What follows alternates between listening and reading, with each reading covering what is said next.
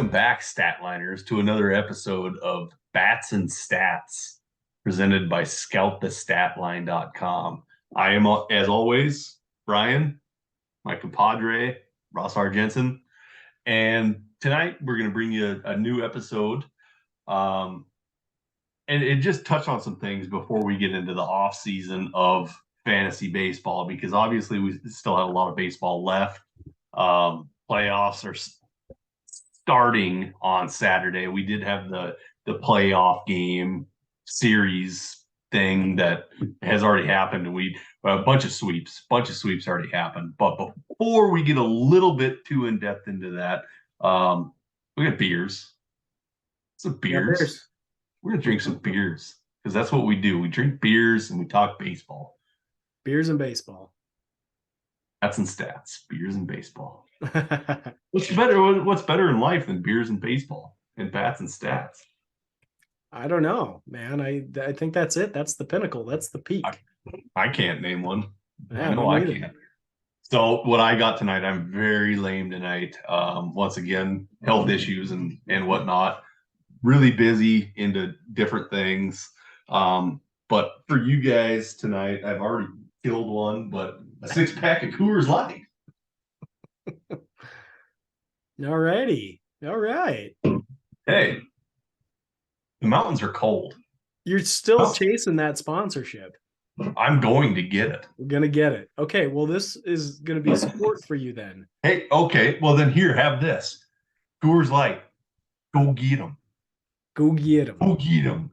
All right. All right. Okay. So this is in support of your mission here because this is Blue Moon. And you've done this on a pod before. And I'm super lame like you tonight. And, usually I go with something a little swankier, kind of expensive. But I was so taken by this can. You see that? Baseball season. Even Blue Moon's on board. Brewed by baseball. Brewed by baseball. And I was like, dude, I got to get that. In celebration of the 2023 season, I got to get it. I just got it. So I'm going to do the Blue Moon. And, you can't have a Blue Moon without an orange. And I put an entire mini orange on there instead of just a slice. So here we go. Blue Moon. Everybody knows what Blue Moon tastes like. It's a Belgian white. Okay, so I just I botched my pour. So I'm going to drink this through the foam. Nice. Get through it. Get through the foam.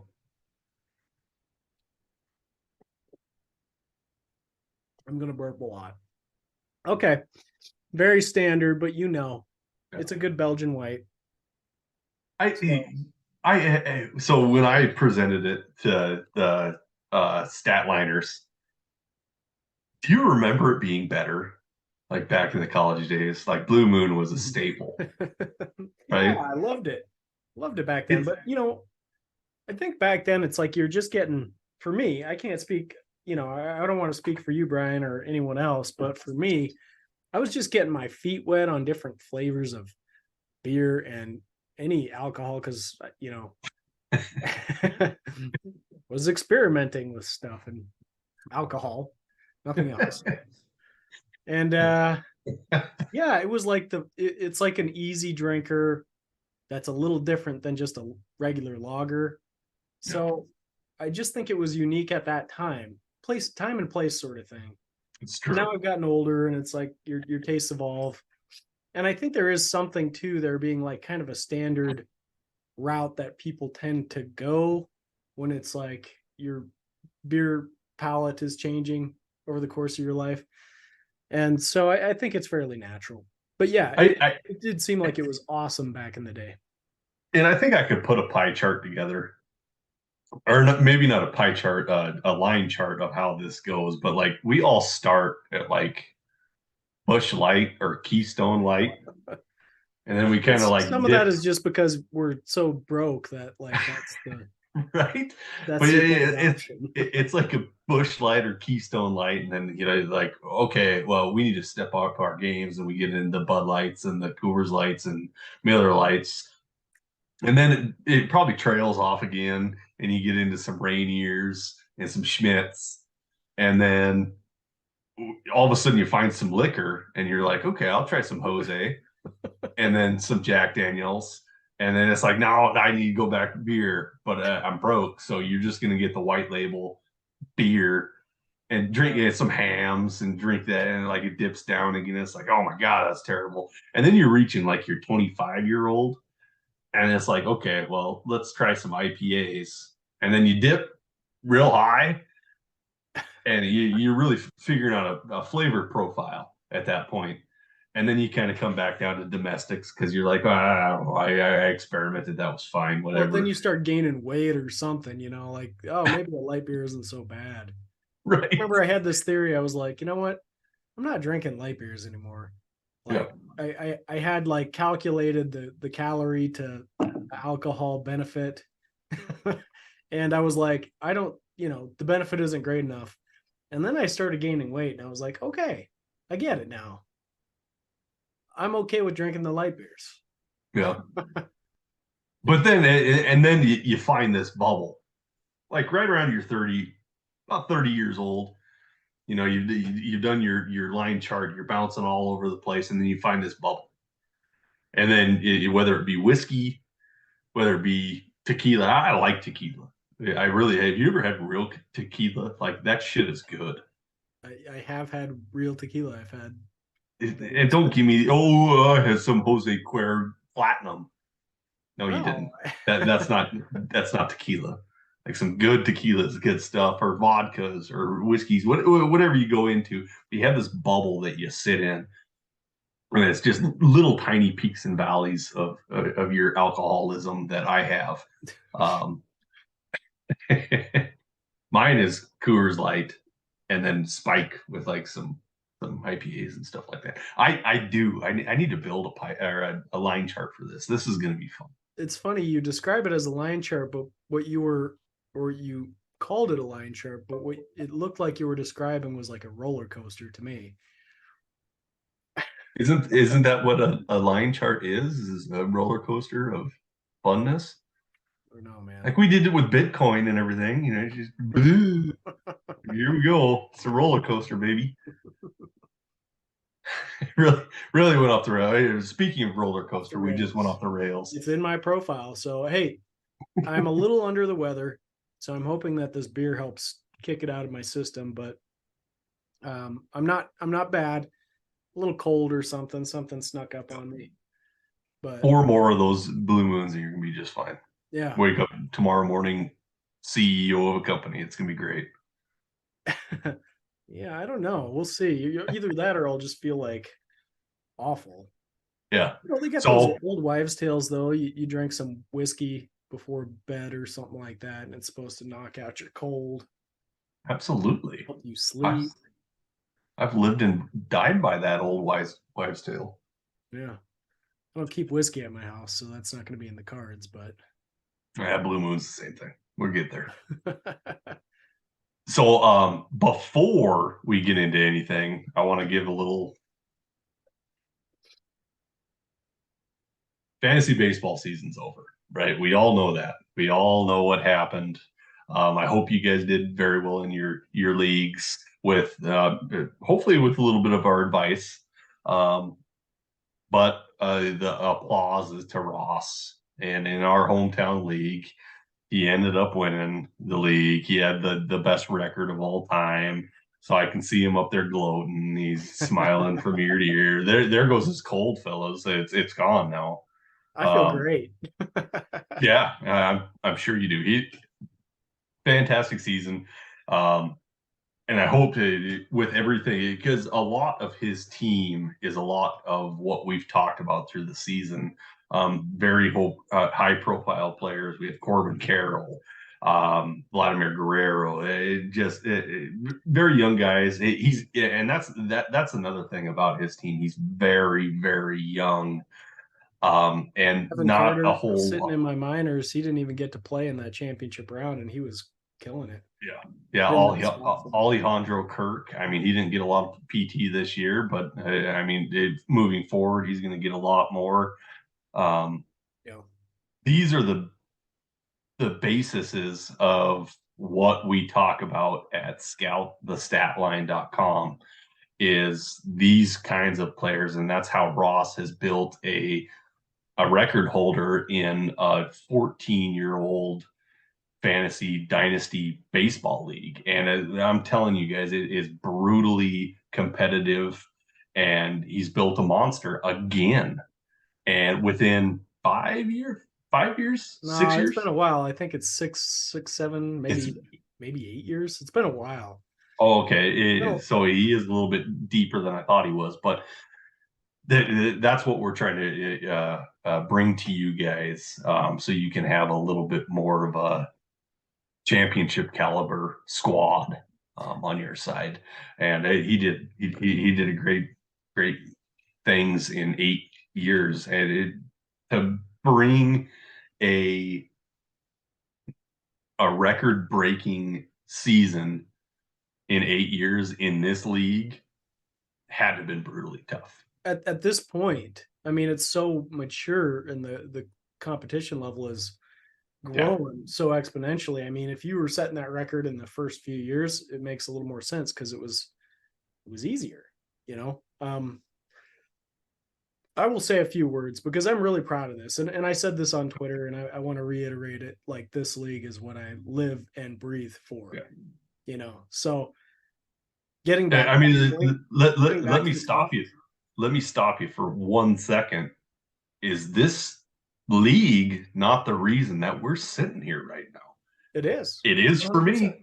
Well, 100%. And I will say that this without a doubt, without that league existing, Scout the Stat Line as we know it would not exist, because it was because of that league and what I was so interested in finding out, like looking for these players and what am I looking for? Like dialing in that profile, figuring out what it is, what factors there are at play, and then, eventually thinking I think I can help people with this because I've been pretty good at it.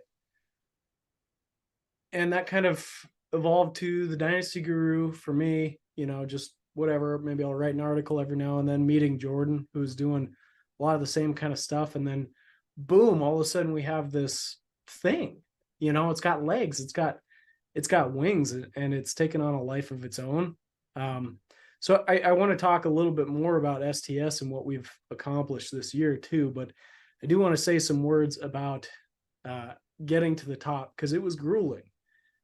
And for context, this is a league where I'd built a powerhouse team a decade ago, and they were kind of the terror of the league for a number of years, half a decade at least. They were title winners, and I gave them up to start a new team and ended up starting this team from scratch. So that's why it took me so long, but to get back there, I mean, I feel so proud. And I'm not the type that takes I'm not I'm a rebuilder, right? Like I take a squad and it's like I'm building it my way. I'm getting my guys, they're homegrown, and they're gonna be awesome. But it takes a while. You know, Yeah. I'm not gonna load up on stars right away. And we've seen some other people in our league that are more successful with that strategy. It's just not mine. So to claw my way back to the top feels like a feat. And we did it in style this year. I mean, we didn't lose a single matchup. We set the record for win percent. I mean, and I got to do it my way, and that's what I love about it because the style of play in the league is so competitive, and playing matchups and different things. And I didn't have to do that. I just put my guys out there because I had built up such a good group of guys. It didn't matter. It didn't matter what the matchups were because they were still able to win. You know, so I'm really proud of it. I'm happy about it. And I think we probably should transition this to Scout the Stat Line and the accomplishments we've had there too, because there have been equally tremendous accomplishments by Scout the Stat Line, the brand and the website, the project, whatever we want to call it, this thing that we're working on together. And I guess I'd written some of this stuff down, and some of this has to do with you, Brian, but I had tweeted about it. this is even a little dated, and Ryan has been on fire writing more articles. It's like he's got Unbelievable job, Ryan Felix Fernandez. yeah, he's wonderful. Yeah. Anyway, so this number is higher now, but we wrote 111 articles, and those aren't like just little blurbs. Those are like full-fledged articles, and some of them are a lot of words. That last one, that last aggregate piece that Ryan had written, I mean, it's significant. It's not just a small little write-up on some player. We're talking about a screenwrite for a play. Right. Yep. Easily could be. I mean, he called it prospect pulp fiction, and it has like a pulp fiction sort of riff to it. It feels like you're in those scenes for sure. Okay, so next on the list, we had over 150,000 people visit the website. 150,000 people. And maybe that's not a lot to the big dogs out there. They might get that on a monthly basis, but that's huge for us, considering where we came from, which was nothing, no reputation, nothing. Just going back to last year, we started getting some popularity last year, and we were just doing everything for free. So that was cool. But I mean, going back 2 years ago when we first launched the website, late August, I think, there wasn't a lot of time for people to really get invested in it. But we were getting like, a couple hundred people, and we were happy about that. So to see the exponential growth has been just a pleasure. And they account for hundreds of thousands of page views as well. We had over 400 members, people sign up. Still a small amount. We're still a small operation, but that's awesome. Again, starting from zero. Countless leaderboard updates. Countless. Like I got to stress this. Every day I was updating, I think, 12 leaderboards on a daily basis. And right now, that takes work. It's not just like a push a button sort of thing and it's done. I hope by next year it is, or even better than that. But we're not there yet. I mean, I was doing 12 of those a day, and then, more leaderboards than that on a periodic basis. So I think I calculated it out, and it's like, 1,800 leaderboard updates or something. That's just Scout the Statline stuff. We got Bags, we got Diggs, we got Prospect Larceny. We got all these other guys that are updating their stuff regularly too. So just insane amounts of content that's refreshed every day. And people want to sort of minimize that. I've heard some people minimize that, like, oh, it's so easy. And it's like, it's not. That's a lot of work. It's a lot of dedication. It was hard. And I'm not just saying that just so you guys think that I was working hard. It was hard. Let's see, what else? 25 podcasts. And this is me and you, Brian. Bats and Stats, 25 podcasts. It is a minute amount of what I want to accomplish, and I apologize for that. A lot of things going on around my world, and I need to build a better way to communicate with you guys, because I do love doing it. I love doing this. I'd love to have more guests. So by all means, I want to give you guys more if you'll have me. I'm super proud of it. 25 podcasts is great. Now, this is episode number 14, 2023 14. But we also were doing episodes this season that we were calling 2022 episodes during ranking season. So we did more than that for this season as well. 113 digital player evals. That's related to our works as well. That was all preseason stuff. Mm-hmm. Tons of work there. And that was all a part of the podcast too. But then we sliced them up and released them individually so people could hunt down the specific players that they're interested in. 90 player highlights. So part of our membership suite is we want to be able to write about these guys that we think you should be paying attention to. So we pushed out 90 of these throughout the year. 45 digital shorts. That was Tom Trudeau's work. Dozens of new tools and leaderboards, which included a bunch of new partnerships. Prospect Larceny, Pitcher Digs, that Hobby Advantage tool. We partnered with a couple very smart people to get that built.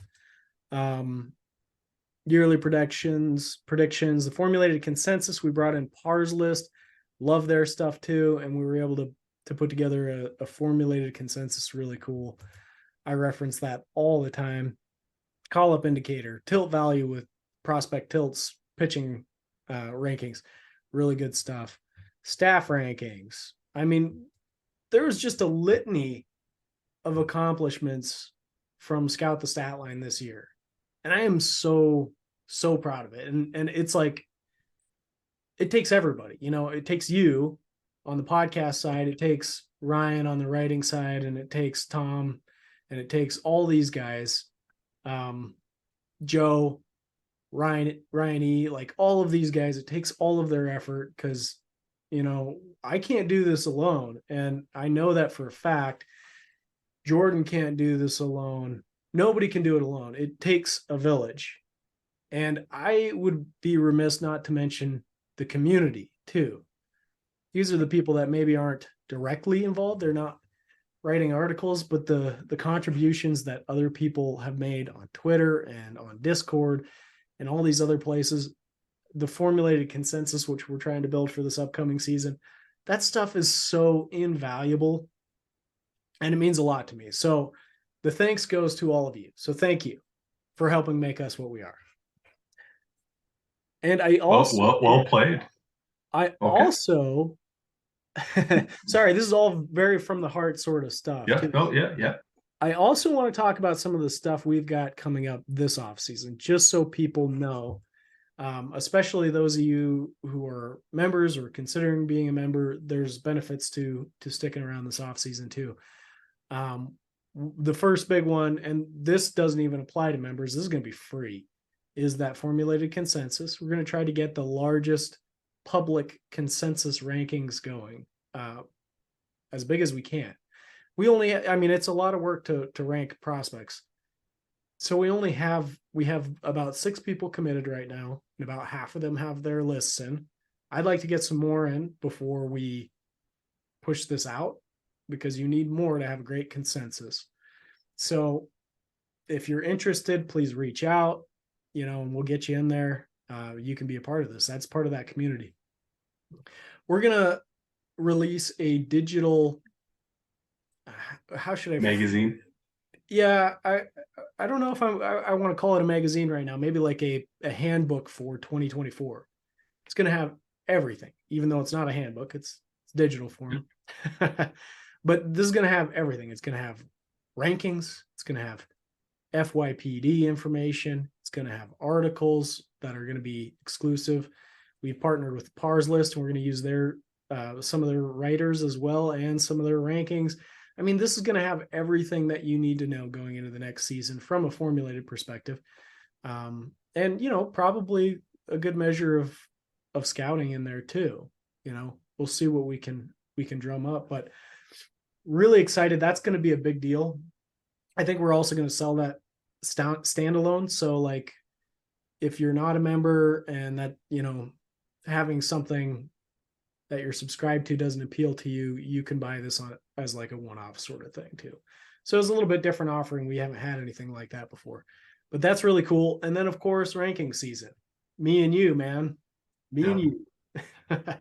Ranking season is going to be huge, and I'm going to throw out a little bit of a tidbit right now, because once again, I am free. I'm always free. That is what I do. Yes, we have a membership program for STS. This stuff right here, the podcast, I would like to keep it free. So for ranking season, me and my boy Ross, hopefully we have some people jumping on with us. And so, are you trying to? Did you not hear me? I did not hear you. It's all gonna be It's free. all going to be free. Yes. Yeah, absolutely. And I've also started that little digital series, next big thing, which is kind of a riff on our player evals that we've done. So there's that too. I'm going to try to push out at least some of those. And these things are going to be a part of that handbook too. Like we're going to put in videos where applicable. We're going to put in player um, analysis videos on there as well. So you might get a blurb on a player and then a video about us talking about them too. So we're going to hit this thing hard. It's going to be awesome. Yeah. And there's also some other stuff on the back end too. And I don't want to dwell on this because it doesn't matter much to everybody else out there, but it's important to us internally. Automation, huge. There's a couple areas that are really big. One, the leaderboards, we have to get those automated. We just absolutely have to. And then the second one is going to be like our payment processing. It's abominable. And I'm sorry for anyone that's had to wait like 6 hours for me to get back to them because I was sleeping or whatever it was. So sincere apologies for anything like that, but we're going to fix that. Hopefully, these things aren't easy to do.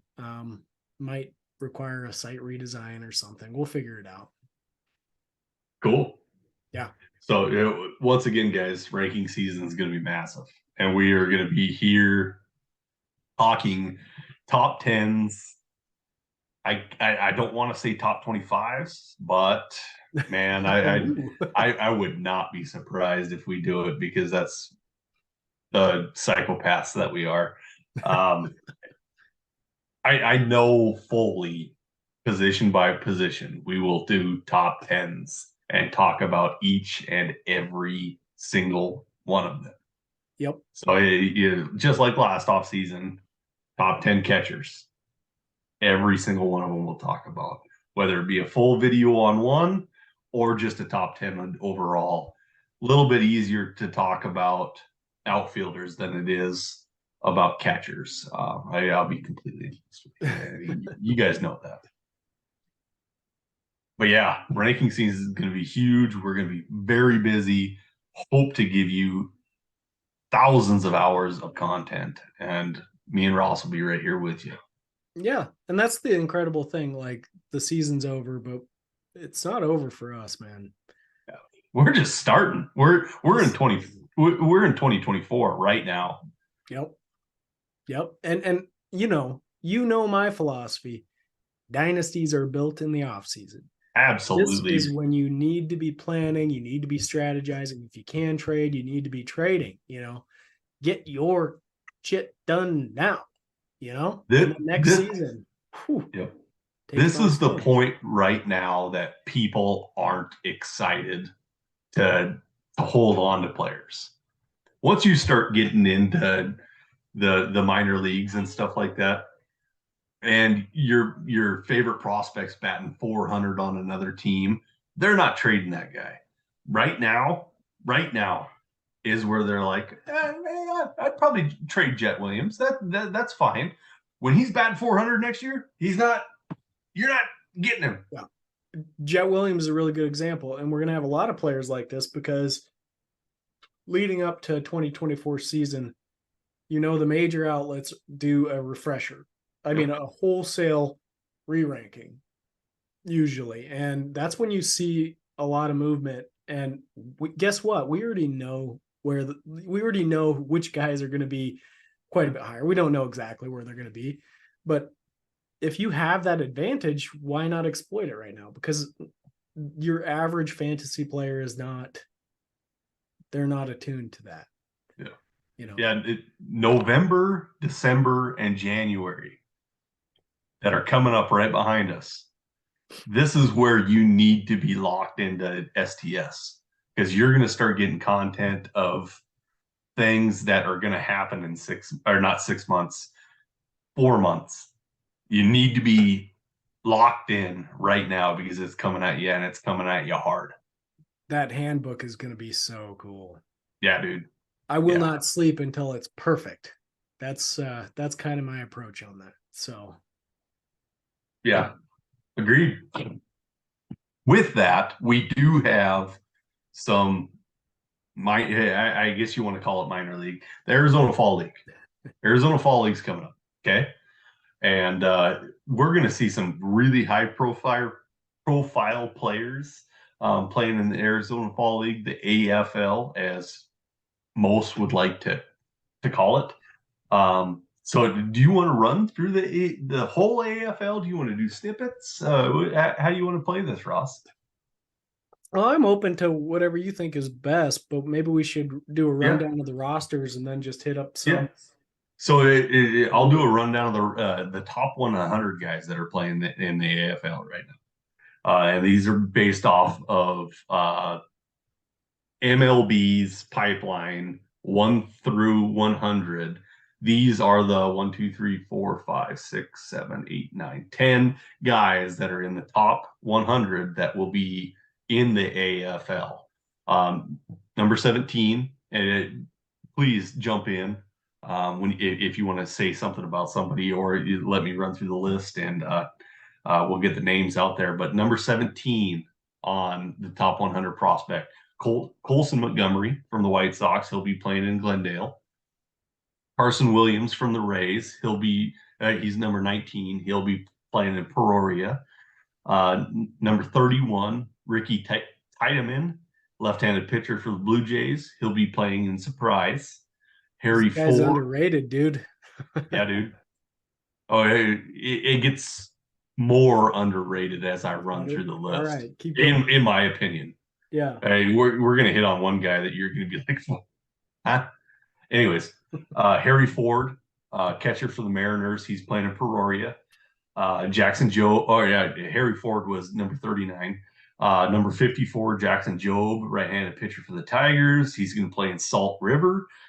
A really big favorite of mine. I am going to be very high on Jackson Jobe in the Yeah. offseason. Let's just throw that out there. Kyle Manzardo, number Yeah. 58, That's my first guy. baseman for the Guardians. He's going to be playing in Peoria. I think we're going to Another, see a bounce back from Manzardo in I think that's AFL going to be a bit. maybe, and next season for sure. So this is in my opinion needs to go get him. Rough season though. Yeah, and I don't know if that was a transition from. Okay, let's dive into it. I don't know if that was a transition from getting traded, but he was off before that, or if we could have had a nagging injury, something. But this year seemed to be really just off for Manzardo, The and I word think he's on going the to blow up. street, the word on the street is that his mom needed a heart transplant. Huge So issue, he right? was yeah, so he was dealing with a family crisis all season. Yeah. Um to me the underlying numbers still look pretty good. So I'm kind of chalking it up to the focus maybe wasn't quite there. It, Wasn't quite tip top, and he was out for a little while and he came back and he was mashing at the end of the season in the playoffs for his crew. So I'm I'm still hanging on. I'm still team yeah. Manzardo, man. I agree with you. And I think as fantasy baseball players, like we all are, we don't care about what's going on behind the scenes, but it's very easy to find a reason why somebody could be slumping, and you still need to be high on them. Hopefully, we can be there for you to tell you that no, we're still high on this guy. You gotta hold. Manzardo's one of those people. The next one is another person that I'm very high on that just had a bad season. Um, and I don't have any reason for it, like Manzardo, like you mentioned about his mother or anything like that. But number 67, Jace Jung for the Tigers, second Oh baseman, yeah. is playing for Salt River. He did not have a good season. And No. I thought the world of him in the offseason. I'm still there, and I still think he's going to be that guy. I don't have any underlying things. Maybe it's because his brother got hurt. Well, he was heating up in the second half, so I'm with you. I Yeah, think this is a pretty good play too. yeah. 71, Kevin Alcantara, outfielder for the Cubs. He's going to play for Mesa. Chase DeLautner. We're going to see Chase DeLautner play for the first time. Did he get any at bats this season? He Oh did yeah. at the very beginning of the year. Yeah. And then broke his foot again. Well, yeah, and then he came back. He's been playing. Okay. I apologize. Number I think he was 85, batting Chase. like last I saw, he was batting like 350 or something like that. He's I'm a big fan of Chase DeLautner. I think he's going to be really good. I missed the updates there, but number 85, Chase DeLautner, outfield for the Guardians. He's going to play for Peoria. Peoria looks like they're stacked. Um, Evan Parada, catcher for the Mets. He's going to play for Glendale. So there's your top 100, but there's a lot of other guys that we're going to talk about. I should have said that the first time that I said it, that we're going to care about more than the MLB's top 100 prospect list because our list goes a hell of a lot deeper than 100. yep. Like we have go get 'ems We have every single at 300. prospect. Yeah. Well, yeah, not just that, but we have go get 'ems in the 300s. Oh yeah. Yeah. You know, Um, guys that are ranked at 230 that were like, go get this guy. yeah. Just Agreed. saying. Agreed. Chase Delotto, let me read this because he got 242 plate appearances, so he actually got Oh, a no. decent season. Let me read his Yeah. slash line for you: 355, 417 OBP, and a 528 slugging percentage. Yeah, that guy's incredible. Sounds like a go get him to me. He's not number 85. I know that. I think I have him around the 50 range myself, so maybe I'm too low on him too. But the health factor is something, it's a Yeah. part of it. So Yeah. And that's my fault for drop. He was still at a very high standard for me. I quit looking because he kept getting hurt. But he just wasn't hurt as long as I thought he was. So that's why I kept not looking. And that's on me. I would have figured that in the off-season rankings, which we'll give to you. soon enough, soon enough. Yeah, soon enough, soon enough. Let me run through let me run through it here real quick. We talked about Tideman. Is there anybody in the AFL that you really want to hit on? Let's see. I mean, what's your take on Carson Williams? It's a big First of deal. all, He's much higher on bigger publications than I thought he would be. yeah, And matter of fact, I think he'd be lower on my list than the higher publications, which I'm curious about. he's got a real nice stroke. It's an interesting one because he strikes out a lot. Yeah. He's got some pretty good power. And I think I like him. The age level factors are really, really good, but he strikes out a lot. Like there's risk there. Yeah. Some other guys, they got Brainer Benassi. I was just gonna say him. Yeah. Nathan Hickey. Yeah. He's out there playing. Brian Mata. I like Brian Mata a lot too. Yeah. There's three Red Sox for you right there: Brainer Benassi, Nathan Hickey, and Brian Mata that I'm very high on. Let's see. How You Lee. I know you like that. Tigers, baby. He's out there. Zach Fiend, what's your pulse on Zach Fiend these days? Are we starting to fade Zach Veen? This is another one. So, and I'm very vocal about what the Colorado Rockies do. And I'm just I leave them alone as much as I possibly can because they just seem to ruin careers. Now, as soon as they get traded, I'm all over them. Veen's another one.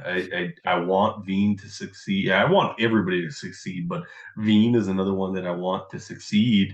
And he has every potential in the world to do it, but he's with the Rockies, and I won't touch him.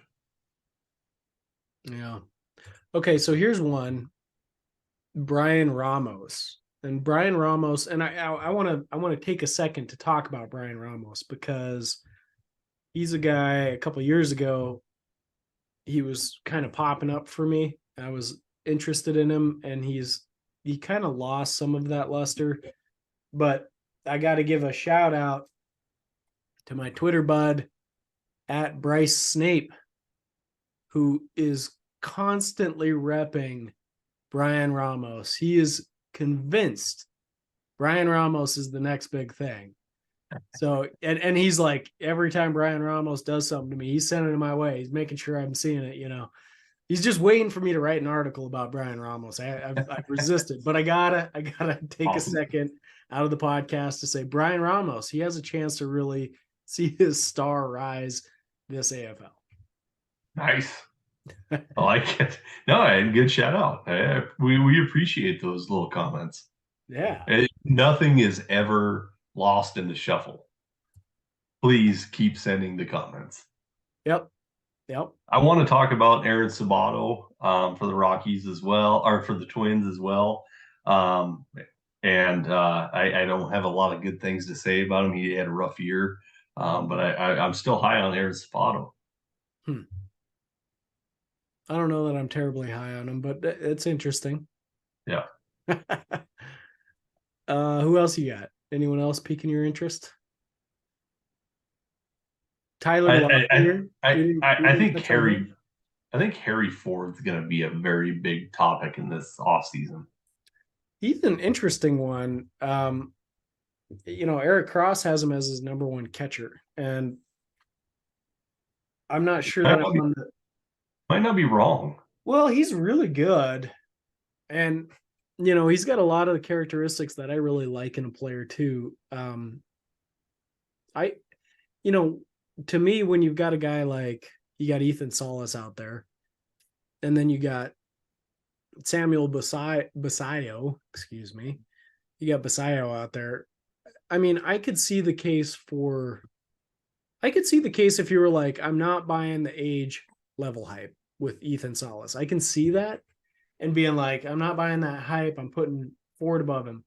But the Basayo one I asked him a question about that because that was what I was really curious about, is like, well, what's the case for Ford above Basayo? Because Basayo has a lot of similarly good plate approach, clearly has more power. He's younger, doing it at higher levels. So just kind of curious what the take was on that. He gave me a pretty solid explanation. I'm so not questioning it, but well, I mean, I shouldn't say I'm not questioning it. I have my own opinion on it, but I understand his position.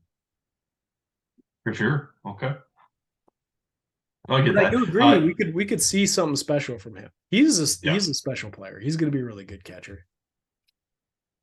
Another guy that I'm really excited to start seeing to grow, that it just hasn't hit on a lot of marks that everybody's expecting, Jacob Berry. Yeah. Oh, I think Jacob Berry's got a lot to prove. Yes, he does. A lot to prove, but we were all in on Jacob Berry, right?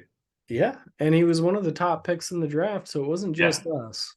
Yeah, we were all in on Jacob Berry, and so we get to start seeing some growth there, and we can make a decision in the Arizona Fall League.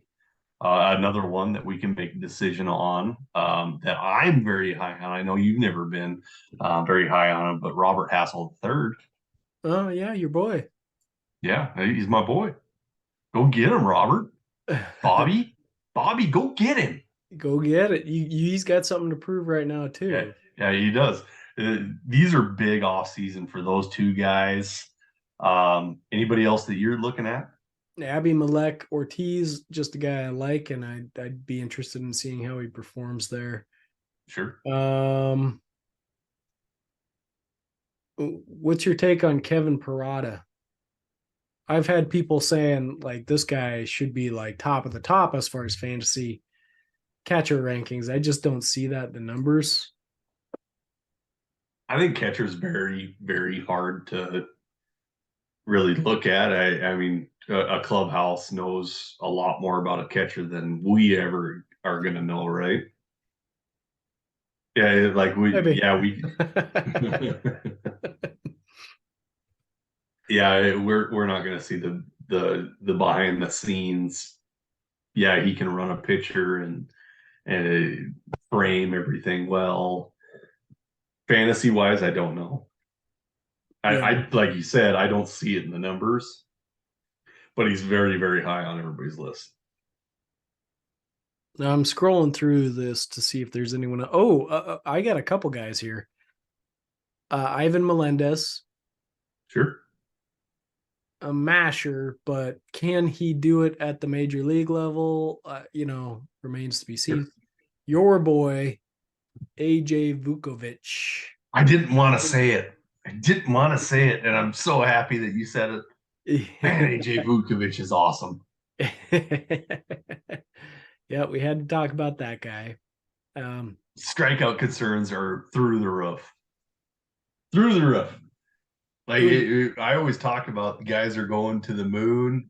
We're blowing past the moon. We're going straight to Mars. That's his strikeout percentage. yeah.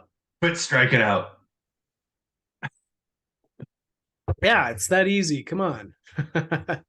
Okay. Two more guys from the Padres, or three more guys from the Padres I'd like to mention. Nathan Martorella and Graham Pauley, both interesting plate first sort of approaches. And our guy, Jacob Marcy. We talked about him recently, didn't we? Talk about a rocket ship, dude. And nobody's tied it. And we've heard it on the Discord. We've heard it in different channels. Yeah. We talked about Marcy months ago. Yeah, That guy needs to be talked about right now. and that was you. You were the big one bringing Yeah. him to attention. And I remember as we were talking through that, I was kind of like, man, I'm really interested in this guy. Like I just want to dive a little bit deeper. I want to try to acquire this guy in in some leagues. He's maybe a spec play, but a safe one. I don't know. Like just an interesting profile. Speed, pretty good power, really good plate skills. Like I don't know. Those are the things you want. He's one of those guys that are slipping beneath the cracks. I don't know. I don't know why nobody's talking about him. His age was a little bit higher for his level, I Yeah. believe. Yeah, he's 22 but he Yeah. did reach double A, Yep. so I mean He it's got not there. Yep. I mean this AFL can Rock. it can Yeah. totally change his trajectory. Yeah. I And the guy that we talked about with Marcy in the same podcast was a Marion Boyd. Is he going to the AFL? I believe he played for the White Sox. Phillies. Oh, it was the Phillies. Is he going to the AFL? I don't know. Let's It check it is a out. Marion Boyd. I don't see it. Oh, he was hurt. Yeah, he got hurt. He's not on their Yeah, list I don't see him on there. because if I almost hold those two in the same category, Marcy and a Marion Boyd. Very excited about those two. That nobody is talking about. You guys need to jump on them right now. Yeah. If you have to take one, who you taking? At this point, it's probably Marcy. Me too. Yep. Yeah, Agreed. I think he's showing just a little bit more. But Boyd, I'm very excited for Boyd. But yeah, I mean, we could really jump into the AFL rosters, but those are kind of the highlights that I'm looking at. Is do you see anybody else? Drew Romo for the Rockies. I'm kind of excited to see what happens there. Yeah. Yeah. I don't know if I have anyone in particular. I think I kind of scrolled through them all. So Yeah, yeah, really excited to see how these guys do though. yeah, yeah, for sure. But yeah, I mean, other than that, I'm really excited for what we got coming up for the off season. We're going to pop in here. We're going to talk about playoffs. But I'd love to pop in and talk about some AFL rosters, see how they're really rocking and rolling. And then, man, we're going to be right into it. We're going to be right into ranking season. What about a shout out to Evan Carter, the scout, the stat line darling, and he's been on fire. Hey, He's been on fire in the playoffs. that that's on you, man. He's your guy. He's my boy. Oh. Yeah, Evan Carter breaking hearts in Tampa Bay right now. Yeah, Evan Carter, he's looking like legit. I had somebody reach out and ask me, should I like, is this a sell high moment? And I was like, no, not in my opinion. My opinion, this is a hold moment, unless you're getting like an absurd offer. You always entertain it if it's like something absurd.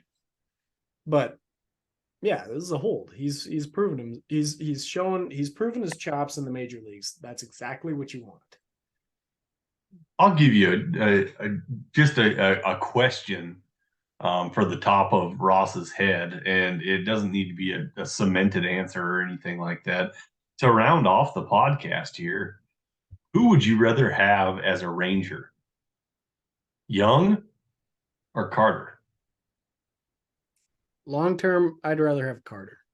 Man, you were crazy. But I know you really liked Young. I had Carter ranked above Young this preseason, I think. But I was very high on Carter. I've always been very high on Carter. And we've had some conversations about that. I was higher on Young, Yeah. but I was really high on Young.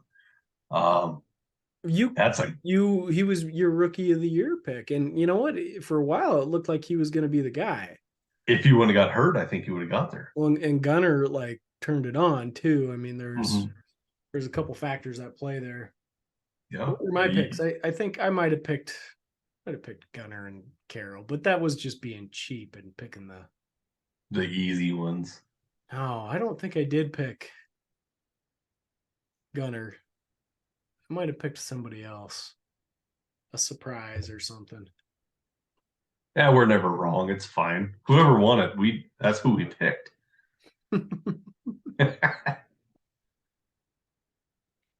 With that, guys, that's our podcast for the evening.